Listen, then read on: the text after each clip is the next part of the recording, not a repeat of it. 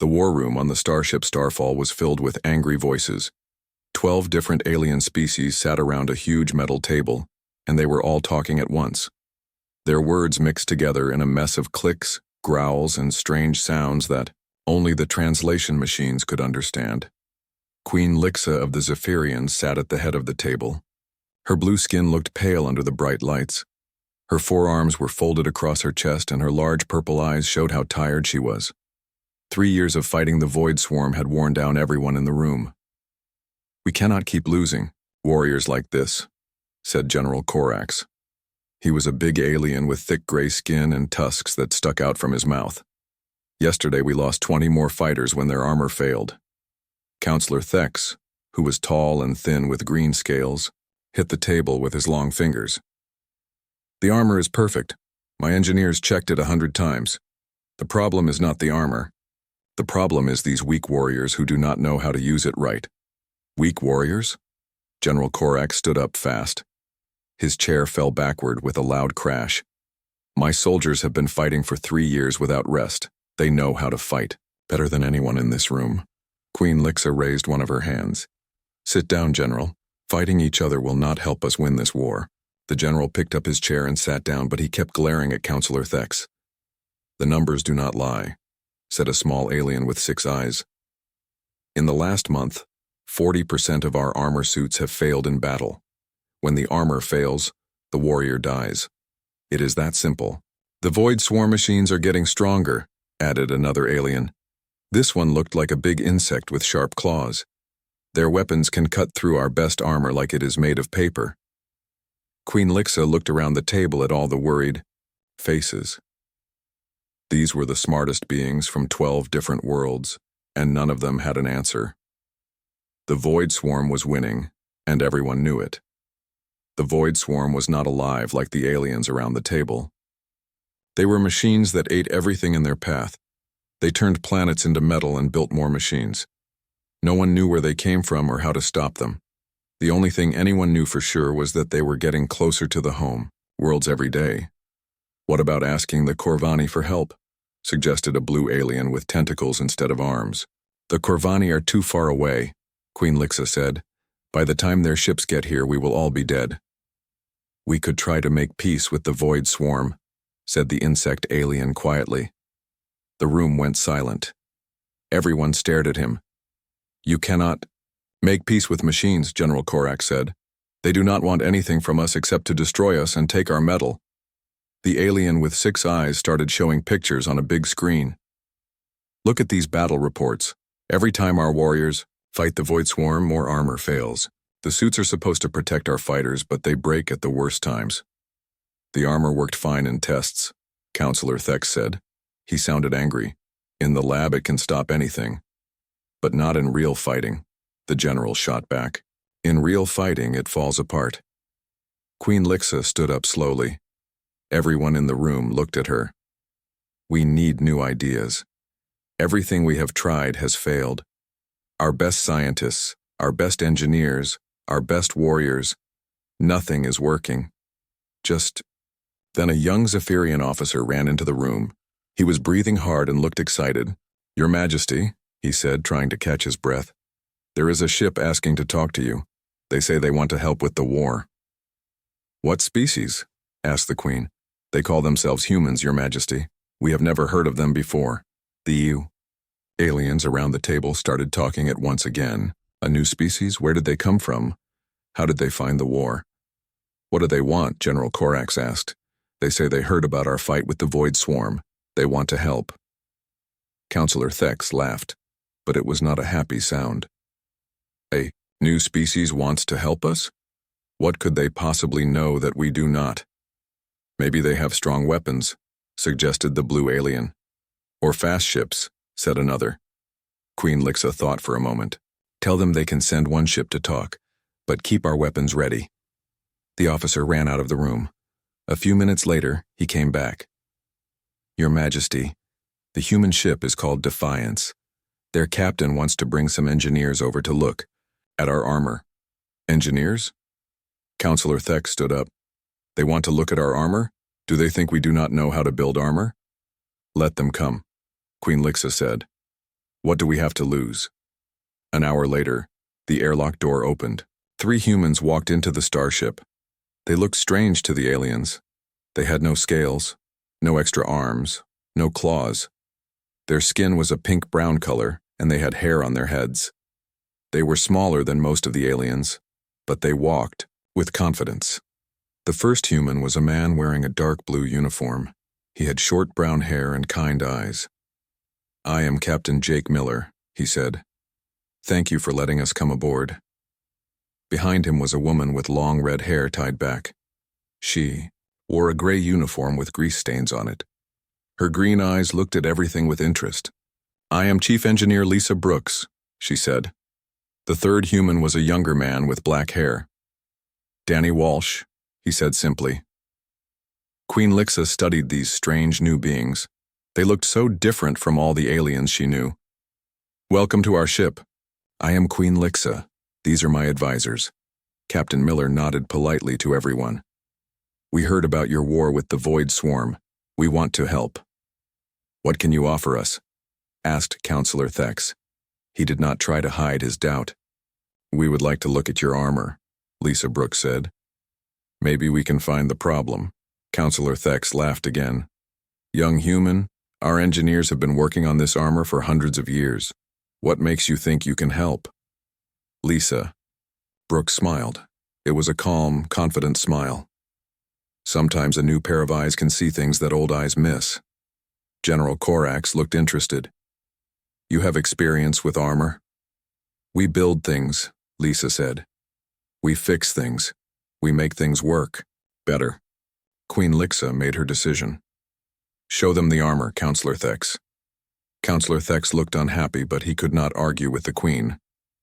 "Follow me," he said. As they walked through the ship, Lisa Brooks looked at everything. She saw the walls, the lights, the doors. Everything looked very advanced, but also very complicated. There were control panels everywhere with hundreds of buttons and lights. "Your technology is impressive," she told Counselor Thex. "Of course it is," he replied. "We have been building ships for thousands of years." They came to a big room filled with armor suits. Each suit was tall enough for a Zephyrian warrior. They were made of shiny metal and covered with blinking lights and small screens. "This is our best battle armor," Counselor Thex said proudly. "Each suit has 3 separate power systems, 5 different shield generators, and 7 weapon systems built in." Lisa Brooks walked around one of the suits. She touched it gently and looked at all the parts. Danny Walsh joined her, and they whispered to each other in human language. "What do you think?" Queen Lixa asked. Lisa Brooks was quiet for a moment. Then she said, "It is very complex." "Complex means advanced," Counselor Thex said. "Sometimes," Lisa replied. "But complex can also mean fragile." She pointed to a tangle of wires and tubes. "What happens if this part breaks?" "The backup system takes over," Counselor Thex explained. "And if the backup breaks?" "There is a second backup." "And if that breaks?" Counselor Thex frowned. "That would be very unlikely." Lisa Brooks nodded slowly. She was starting to understand the problem. Lisa Brooks spent the next 3 hours looking at the broken armor. She crawled under it, climbed over it, and took apart pieces that Counselor Thex said were too dangerous to touch. Danny Walsh helped her, holding lights and passing her tools from the small kit they had brought. "Be careful with that," Counselor Thex said for the 10th time. "That piece alone costs more than your entire ship." Lisa ignored him. She was looking at a small box covered in wires. "What does this do?" she asked. "That controls the power flow to the left arm weapons," Counselor Thex explained. "It has 17 different safety systems." 17? Lisa looked surprised. "Why so many?" "Because if the weapons fail, the warrior dies," Counselor Thex said like he was talking to a child. Lisa nodded, but she looked confused. She whispered something to Danny in human language. He whispered back, and they both looked puzzled. Queen Lixa watched from across the room. She had never seen engineers work like this before. Alien engineers always used computers and scan machines. They made careful plans and tested everything 100 times before touching anything. But these humans just looked at things with their eyes and touched them with their hands. "I need to see more broken armor," Lisa said. Counselor Thex led them to another room. This one was full of armor that had been damaged in battle. Some pieces were melted. Others were broken in half. A few had huge holes burned through them. Lisa went to the armor that was least damaged. "This one just stopped working?" she asked. "Yes," said a Zephyrian technician. "The warrior was fighting and suddenly everything shut down. No power, no weapons, no shields. The void swarm killed him before we could help." Lisa opened a panel on the back of the armor. Inside was a mess of burned wires and melted parts. She studied it carefully. "Danny, look at this," she said. Danny came over and looked where she was pointing. "Yeah, I see it." "What do you see?" Counselor Thex asked. "The power system tried to send too much energy through this small wire," Lisa explained. "When that happened, it burned out. Then the safety systems kicked in and shut down everything else." "That is impossible," Counselor Thex said. "The power system has controls to prevent that." "Then why did it happen?" Lisa asked. Counselor Thex looked at the burned armor. He had no answer. Lisa moved to another broken suit. This one had been cut in half by a void swarm weapon, but the top half was still working when the warrior died. "The cut went right through the main power cable," she said. "But look, there are 12 other power cables that could have kept it running." "The safety system shuts down everything if the main power is cut," explained the technician. "This prevents explosions." "But the warrior could have kept fighting with the backup power," Lisa said. "The safety rules do not allow that," Counselor Thex said. Lisa stood up and looked at him. "Your safety rules killed this warrior." The room went quiet. No one had ever said anything like that before. "The safety systems save lives," Counselor Thex said, but he did not sound as sure as before. "Sometimes," Lisa said. "But sometimes they cause more problems than they solve." She walked around the room looking at all the broken armor. Each suit had failed in a different way, but Lisa was starting to see a pattern. "Can I talk to some of the warriors who survived armor failures?" she asked. General Corax, who had been watching quietly, nodded. "I will bring them." A few minutes later, 3 Zephyrian warriors came into the room. They all looked young and strong, but their eyes showed the fear that came from almost dying. "Tell the human engineer what happened to your armor, General," Corax said. The first warrior stepped forward. "I was fighting 2 void swarm machines. My weapons were working fine. Then my armor said there was a problem with the power system. Everything shut down for safety. I had to run away." "How long did everything shut down?" Lisa asked. "Maybe 10 seconds, the warrior said. "But 10 seconds is a long time when machines are trying to kill you." Lisa nodded and turned to the second warrior. "My armor kept changing between different weapon modes," the second warrior said. "I would try to fire my plasma cannon, but the system would switch to the laser instead. I could not control it." "Did you try using manual control?" Lisa asked. The warrior looked confused. "Manual control?" "The armor does not have manual control," Counselor Thex explained. "The computer controls everything for safety."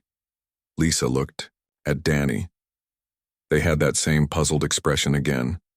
The third warrior spoke without being asked. "My suit kept warning me about dangers that were not there. The computer said I was about to be hit by enemy fire, so it moved me away from where I wanted to go. But there was no enemy fire. The computer was wrong." "The sensors are very sensitive," Counselor Thex said. "It is better to be safe." "Not when it stops you from fighting," the warrior replied. Lisa thanked the warriors and watched them leave. Then she turned to Queen Lixa. "Your Majesty, I think I understand the problem." Queen Lixa moved closer. "Tell me." "The armor is too smart," Lisa said. Everyone stared at her. "How could armor be too smart? It tries to do too many things," Lisa continued. "It has 17 safety systems for one small part. It has computers making decisions that the warrior should make. It shuts down when it should keep fighting. Those features protect the warrior, Counselor Thex said. Sometimes, Lisa agreed. But in a real fight, simple things work better than complex things. When everything is connected to everything else, one small problem can break the whole system, she pointed to the burned armor. This suit failed because one tiny wire burned out. But there was no reason for that one wire to shut down the weapons, the shields, and the movement system. They should all work separately. Counselor Thex shook his head. If they work separately, they cannot work together efficiently. But if they work together, they all fail together, Lisa replied. Queen Lixa stepped between them. Can you fix it? Lisa looked at the broken armor again. I think so, but not by adding more safety systems or more computers. We need to make it simpler. Simpler? Counselor Thex laughed. This armor is the result of thousands of years of advancement. You want to make it more primitive? I want to make it work, Lisa said calmly. That night, Lisa and Danny worked in the armor room while the aliens slept. They had asked for some basic tools and permission to take apart one of the broken suits. Captain Miller stayed with them to make sure they did not get in trouble. Lisa started by removing whole sections of the control system. Wires and computer chips piled up on the floor. What are you doing? Captain Miller asked. Taking out everything that is not necessary, Lisa replied. She held up a small computer. This one computer controls the temperature inside the helmet. It has backup systems, safety systems, and warning systems, all to keep the air at exactly the right temperature. That sounds important, Captain Miller said. It is, Lisa agreed. But it does not need its own computer. The main computer can control temperature as one of many simple jobs. She kept working, removing parts and simplifying connections. Where the alien engineers had used 10 wires, she used 1. Where they had used 3 computer systems, she used 1. This part controls the weapons, she said, pointing to a box covered in switches and lights. But look at all these options. The warrior can choose from 47 different weapon settings. More options is better, right? Danny asked. Not in a fight, Lisa said. In a fight, you need to shoot fast. You do not have time to choose between 47 options. 3 or 4 options is enough. By morning, the armor looked very different. Most of the blinking lights were gone. The control panels were much simpler. Many of the wires and computers had been removed. When Counselor Thex saw what they had done, he was horrified. You destroyed it, he said. This armor is worthless now. Let us test it, Lisa suggested. They put the armor on a test machine that pretended to be a warrior. The machine could move the armor around and test all its systems. All weapons working, reported the technician running the test. Movement system working, reported another. Shields working, power system working. Everything worked perfectly, but that was not the real test. Now damage it, Lisa said. Counselor Thex stared at her. Damage it? On purpose? That is what happens in battle, Lisa pointed out. Reluctantly, the technicians started breaking parts of the armor. They cut wires, damaged computers, and even put holes in the outer shell. The armor kept working. When they cut the main power cable, the backup power turned on automatically. When they damaged the weapon control system, the warrior could still fire weapons manually. When they broke the movement computer, the warrior could still walk and run. Impossible, whispered Counselor Thex. Queen Lixa watched everything with growing amazement. This simple human engineer had done something that her best scientists could not do. She had made armor that worked better by making it less complicated. How did you know to do this? The Queen asked Lisa. Lisa smiled. Where I come from, we have a saying. If something is too complicated to understand, it is too complicated to fix. Simple things break less often, and when they do break, they are easier to repair. But this goes against everything we know about engineering, Counselor Thex protested. Maybe that is the problem, Lisa replied gently. The alarm bells on the starship Starfall rang out across all levels. Red lights flashed in every room. Queen Lixa ran to the command center with her advisors close behind her. Report, she ordered. The Void Swarm is attacking Xerion Prime, said the communications officer. The mining colony is asking for help. General Korak studied the battle information on the big screen. They have 50 void swarm machines. Our forces there only have 30 warriors. How long until we can send help? Queen Lixa asked. 6 hours at fastest speed, replied the ship's captain. The colony will not last 6 hours, General Korak said grimly. Queen Lixa felt sick. Zerion Prime had 10,000 people living there. If the Void Swarm won, all those people would die. Wait, said Counselor Thex. We have 30 warriors there already. If they had working armor, maybe they could fight better. Everyone looked at him. What do you mean? Asked the Queen. The human engineer, Counselor Thex said slowly. Her armor modifications. We could send the new design to Zerion Prime right now. That armor has only been tested on machines, General Korax pointed out. We do not know if it works in real battle. It works better than the old armor, Queen Lixa decided. Send the plans to Zerion Prime immediately. Tell them to modify as many suits as they can. Lisa Brooks was sleeping when Captain Miller woke her up.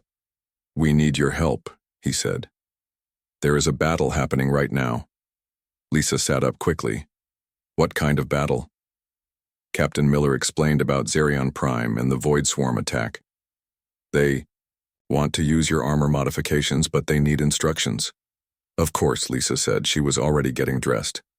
Let me talk to their engineers. In the communication room, Lisa found herself talking to a very worried Zephyrian engineer on Zerion Prime. Behind him, she could see other aliens running around, preparing for battle. Chief Engineer Brooks, the alien said. I am Engineer Vex. We received your armor plans, but some of our people are afraid to make these changes. Why are they afraid? Lisa asked. The changes seem too simple, Engineer Vex replied. We are trained to believe that more complex systems are better systems. Lisa understood. Engineer Vex, how many warriors do you have there? 30 warriors, with armor, but only 12 armor suits are working properly. The others have the same failures we have been seeing everywhere. How long until the Void Swarm reaches your colony?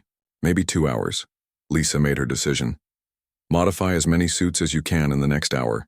Start with the ones that are already broken. You have nothing to lose with those. For the next hour, Lisa talked to Engineer Vex through the modifications. She explained which parts to remove, which connections to simplify, and how to make the armor more reliable. This feels wrong, Engineer Vex said as he removed a complex computer system. This computer has been in our armor for 300 years. What does it do? Lisa asked.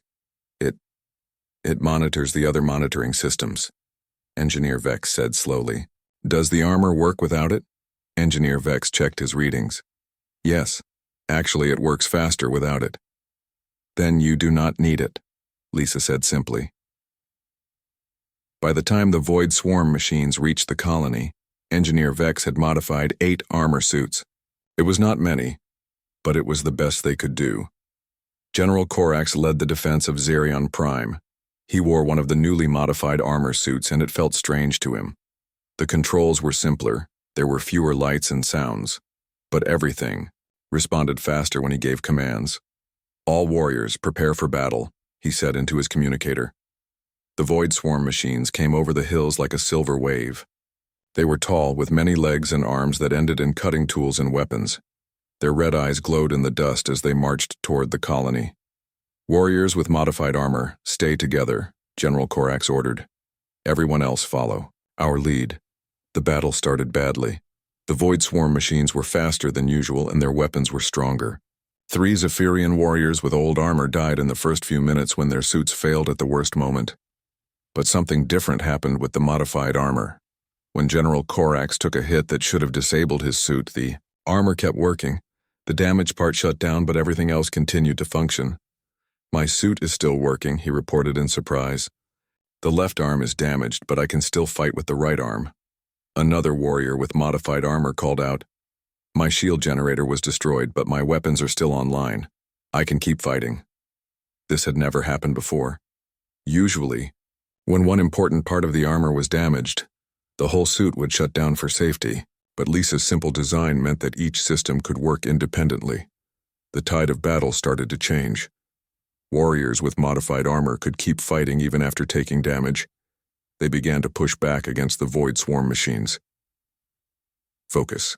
Fire on the big one," General Corax ordered, pointing to a machine that was twice as tall as the others. In the old armor, this would have been difficult. The targeting system would have needed time to calculate the best approach, check for safety concerns, and coordinate with other systems. But the modified armor let the warriors aim and fire quickly. The big machine fell, sparks flying from its broken parts. But then something amazing happened. As the battle continued, the modified armor suits seemed to get better at fighting. When the left weapon system was damaged, the armor automatically routed more power to the right weapon system. When the leg motors were hit, the armor shifted the warrior's balance to compensate. "How is this possible?" one warrior asked over the communication system. Back on the Starfall, Lisa was watching the battle through the data being sent from Zerion Prime. She smiled when she saw what was happening. "The armor is learning," she explained to Queen Lixa and the others who were watching. "Learning?" Counselor Thex asked. "When I simplified the systems, I also made them more flexible," Lisa said. "The armor can adapt to damage instead of just shutting down." On Zerion Prime, the battle was turning into a victory. The Void Swarm machines, which usually won by overwhelming damaged warriors, found themselves fighting enemies who got stronger as the fight went on. "This is impossible," Engineer Vex said as he watched his instruments. "Warrior 5 has lost 60% of his armor systems, but he is fighting better than when he started. That is because the important systems are getting more resources," Lisa explained through the communication link. "When the unimportant systems shut down, more power goes to weapons and movement." General Corax found himself laughing as he fought. His armor had taken damage that would have killed him an hour ago, but he was still fighting. Better than that, he was winning. "All warriors advance," he ordered, or push them back. The Zephyrian warriors charged forward. The Void Swarm machines, which had never faced enemies that got stronger when damaged, began to retreat. By the end of the battle, only 2 Zephyrian warriors had died, and both were wearing the old armor. Every warrior with modified armor had survived, even though some of their suits were badly damaged. "We won," Engineer Vex said in amazement. "We actually won." News of the victory spread quickly through the alien fleet.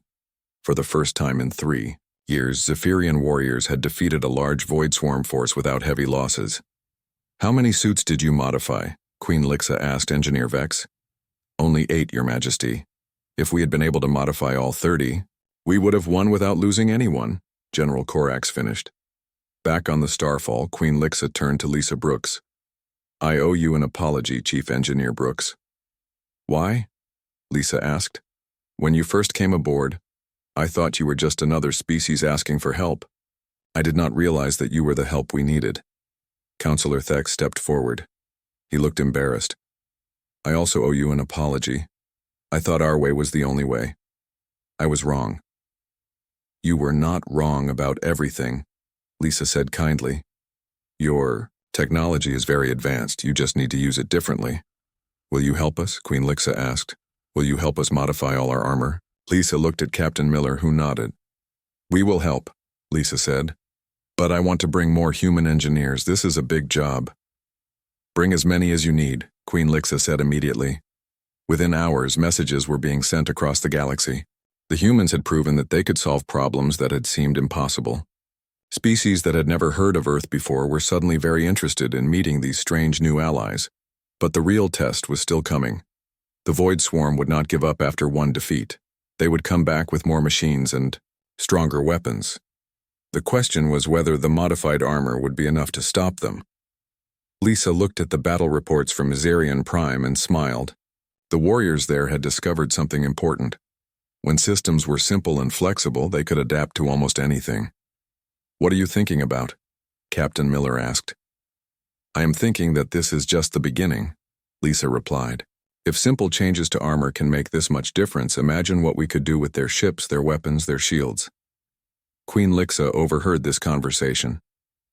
"You want to modify our ships too?" "Only if you want them to work better," Lisa said with a grin. The Queen thought about the amazing victory at Zerion Prime. "What do you need?" 3 weeks after the victory at Zerion Prime, Queen Lixa called Lisa Brooks to her private chambers. This was an honor that had never been given to someone from outside the Zephyrian royal family. Lisa walked through the long corridors of the royal section. The walls were covered with beautiful paintings that told the history of the Zephyrian people. Guards with ceremonial weapons stood at attention as she passed. The queen's chambers were huge. The ceiling was so high that Lisa could not see the top in the dim light. Ancient artifacts filled the room, weapons, crowns, and pieces of armor that were thousands of years old. Queen Lixa stood near a large window that looked out at the stars. She was wearing her royal robes, which were made of fabric that seemed to change color as she moved. "Thank you for coming, Chief Engineer Brooks," the Queen said without turning around. "Your Majesty," Lisa replied with a small bow. "Please, sit." Queen Lixa gestured to a comfortable chair. "I have been thinking about our conversation after the battle at Xerion Prime." Lisa sat down and waited for the Queen to continue. "You said that simple systems work better than complex ones," Queen Lixa said. "This goes against everything my people have believed for thousands of years." "I understand why it seems wrong," Lisa said carefully. "Your people are very intelligent. You have built amazing technology. It makes sense that you would want to make things as advanced as possible." Queen Lixa finally turned away from the window. "But advanced does not always mean better?" "Not always," Lisa agreed. "Sometimes the most advanced solution is also the simplest one." The Queen walked to a display case in the corner of the room. Inside was a suit of armor that was clearly very old but also very beautiful. It was covered with intricate designs and precious metals. "This belonged to my great-great-grandmother," Queen Lixa said. "She wore it when she united the 12 tribes of Zephyr into one kingdom. It has been in my family for 800 years. Lisa looked at the ancient armor with respect. "It is beautiful. It is also completely useless," Queen Lixa said with a sad smile. "It was designed for ceremonies, not for fighting. For 800 years the rulers of Zephyr have worn armor that looks impressive, but does not protect them." Lisa studied the armor more carefully. Even from across the room, she could see problems with its design. The joints were in the wrong places. The power cables were too thick and would slow down the wearer. The weapon systems were mounted for show, not for use. "Would you like me to look at it?" Lisa asked quietly. Queen Lixa hesitated. "This armor is sacred to my people. It represents the royal bloodline and the power of the throne." "I understand," Lisa said. "Sacred things should be treated with respect." "But," Queen Lixa continued, "what good is a symbol of power if it makes the wearer weak?" She opened the display case and carefully lifted out the armor's helmet. It was heavy and covered with jewels that sparkled in the light. "My people expect their queen to be strong," she said. "But if I wear this armor into battle, I will be weaker than any common soldier." Lisa stood up and moved closer. "May I?" she asked, gesturing toward the helmet. Queen Lixa handed it to her. Lisa turned it over in her hands, feeling its weight and examining its construction. "The basic design is actually very good," Lisa said after a moment.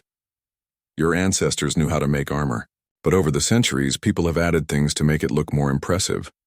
She pointed to a cluster of gems on the side of the helmet. "These jewels are beautiful, but they add weight and they block the air vents. The helmet would work better without them." "Those gems represent the 12 tribes," Queen Lixa said. "Each one was added when another tribe joined the kingdom." "The history is important," Lisa acknowledged. "But does the history help you fight?" Queen Lixa was quiet for a long moment. "What would you do?" "I would make 2 versions," Lisa suggested.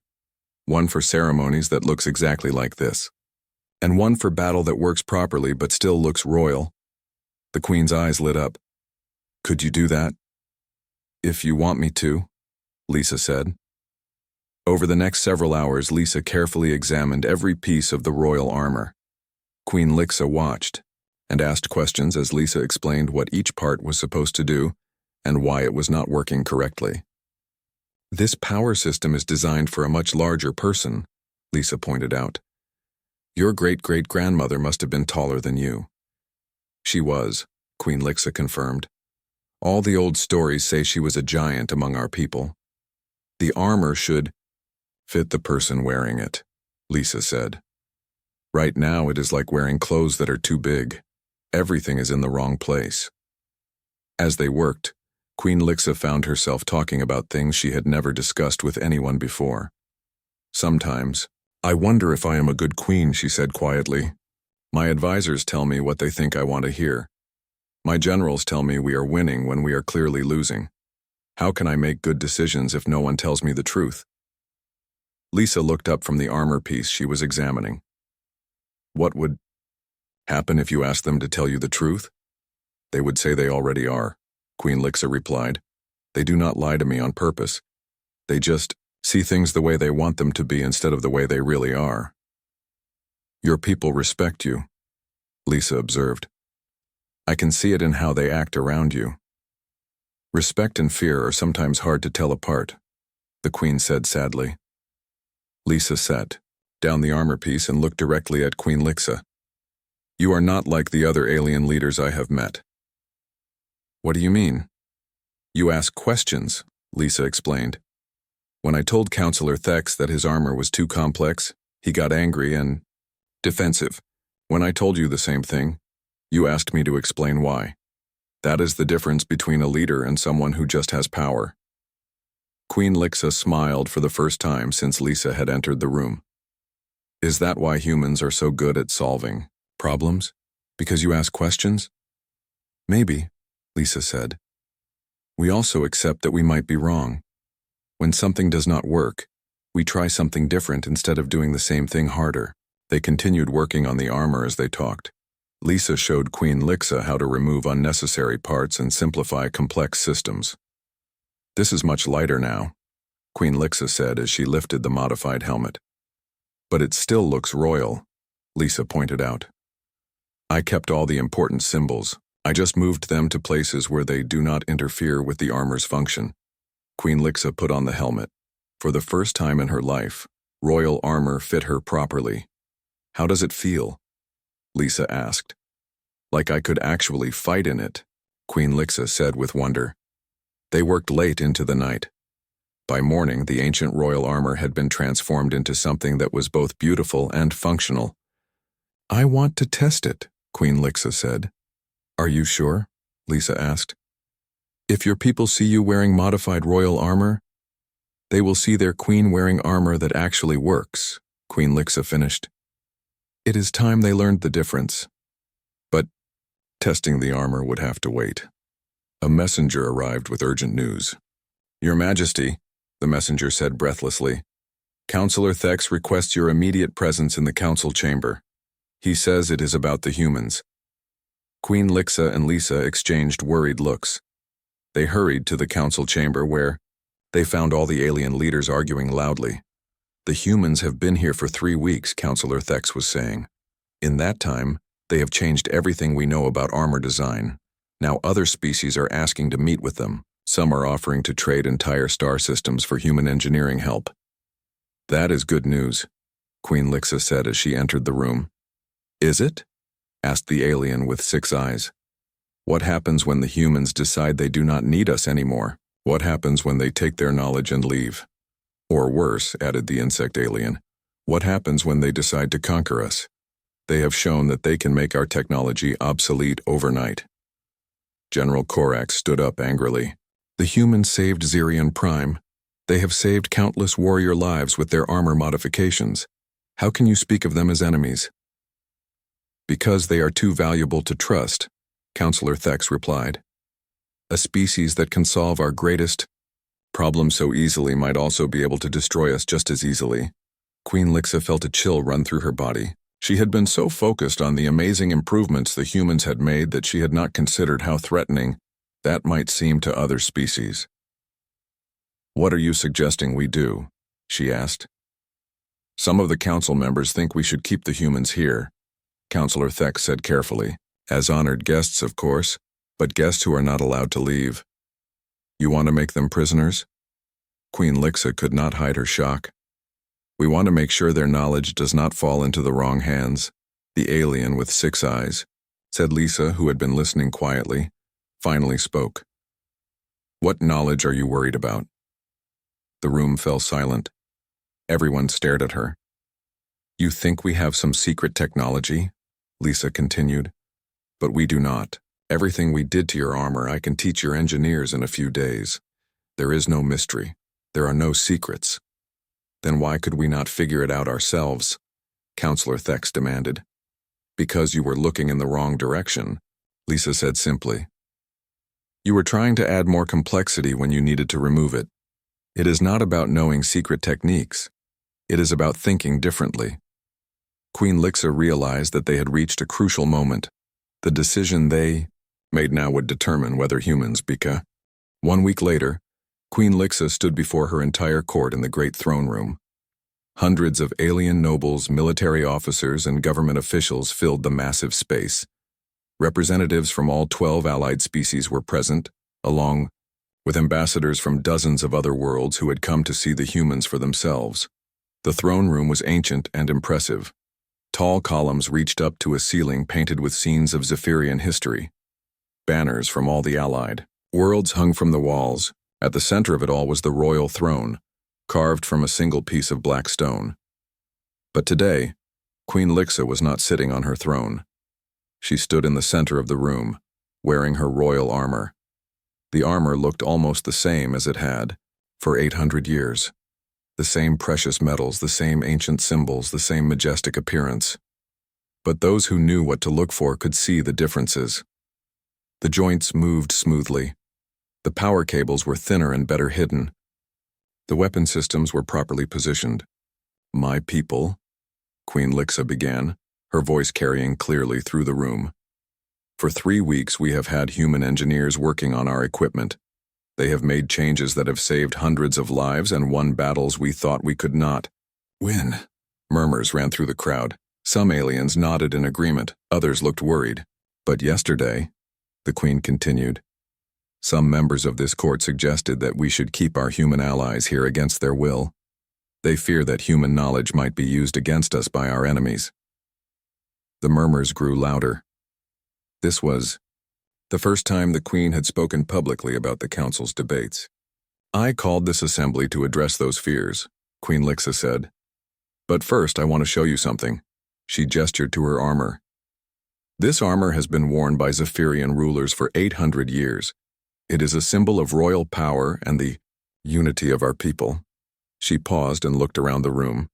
It is also completely useless in battle. Gasps echoed through the throne room. Several nobles looked shocked. How could the Queen say such a thing about the sacred royal armor? For centuries, this armor has been beautiful but weak, Queen Lixa continued. It was designed for ceremonies, not for protecting the person who wears it. Any common soldier had better armor than their queen. She began walking around the room as she spoke. The armor moved with her naturally, without the stiffness that everyone expected from royal ceremonial gear. 3 days ago, I asked Chief Engineer Lisa Brooks to examine this armor. I asked her to tell me the truth about it, even if the truth was unpleasant. Queen Lixa stopped in front of the area where the human delegation was standing. Lisa Brooks stood with Captain Miller and Danny Walsh, looking uncomfortable with all the attention. Chief Engineer Brooks told me that the armor could be fixed, the Queen said. She told me that it could be both beautiful and functional, but she also told me that she would need to change things that had been the same for hundreds of years. The Queen turned to face the entire assembly. I gave her permission to make those changes. The armor I am wearing now is still the royal armor of Zephyr, but it is also armor that actually works. She reached for the control panel on her arm and activated the armor's systems. Lights appeared along the edges of the metal plates. A soft humming sound filled the room as the power systems came online. For the first time in 800 years, Queen Lixa announced, the ruler of Zephyr wears armor that can protect her in battle. Some of the nobles began to applaud, but Queen Lixa held up her hand for silence. But that is not why I called you here today, she said. I called you here because someone in this room has modified my personal armor without permission. The throne room went completely silent. Everyone stared at the Queen in shock. Queen Lixa's voice rose to fill the entire space. Who fixed this armor? The question echoed off the walls. Several hundred aliens held their breath, waiting to see what would happen. For a moment, No one moved. Then Lisa Brooks stepped forward. "I did, Your Majesty." The crowd erupted. Some aliens shouted in anger, "How dare this outsider touch the sacred royal armor?" Others called for her to be arrested immediately. A few demanded that she be expelled from the fleet, but Queen Lixa raised both of her hands and gradually the room became quiet again. "Chief Engineer Brooks," the Queen said formally, "you have admitted to modifying the royal armor of Zephyr. This armor has remained unchanged for 800 years. It represents the continuity of our monarchy and the sacred traditions of our people." Lisa stood straight and looked directly at the Queen. "Yes, Your Majesty. I modified your armor." "Do you realize the seriousness of what you have done?" Queen Lixa asked. "I believe I do, Your Majesty." "Then you understand that there must be consequences for your actions." The throne room was so quiet that everyone could hear their own breathing. Many of the aliens expected to see Lisa Brooks arrested, or worse. Instead, Queen Lixa smiled. "The consequence," she announced, "is that I am naming you the first non-Zephyrian chief engineer of the royal fleet." The silence that followed was even deeper than before. Then the room exploded into chaos. Some aliens cheered. Others argued angrily. Several demanded to know what authority the Queen had to make such an appointment. Queen Lixa let them argue for a few minutes, then called for order again. "I have the authority because I am your Queen," she said simply, "and because the Alliance needs engineers who can solve problems instead of creating them." She turned to address the entire assembly.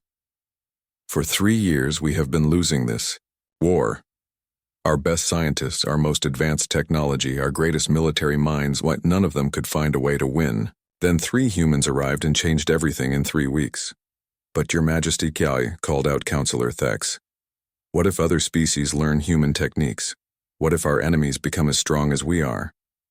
Queen Lixa looked at him seriously. "Councillor Thex, if our enemies learn to build better armor and weapons, then we will have to build even better armor and weapons. That is what progress means." She gestured toward Lisa. "Chief Engineer Brooks has not given us a temporary advantage. She has given us something much more valuable. She has shown us how to think differently." General Corax stepped forward. "Your Majesty, the warriors who fought at Zerion Prime support this decision completely. We have seen what human engineering can do. We want more of it, not less." "And if the humans decide to leave?" asked the alien with 6 eyes. Queen Lixa looked at Lisa. "Chief Engineer Brooks, do you want to leave?" Lisa thought for a moment before answering. "Your Majesty, my people came here because we heard you were fighting machines that want to destroy all organic life. We cannot go home knowing that fight is still happening. Even if it takes years to win this war. Especially if it takes years," Lisa replied. "That just means you need our help even more." Captain Miller stepped forward to stand beside Lisa. "Your Majesty, Earth is sending more engineers and scientists. We want to be part of this alliance." Queen Lixa nodded. "Then it is settled. Chief Engineer Brooks will oversee all engineering projects for the Allied fleet.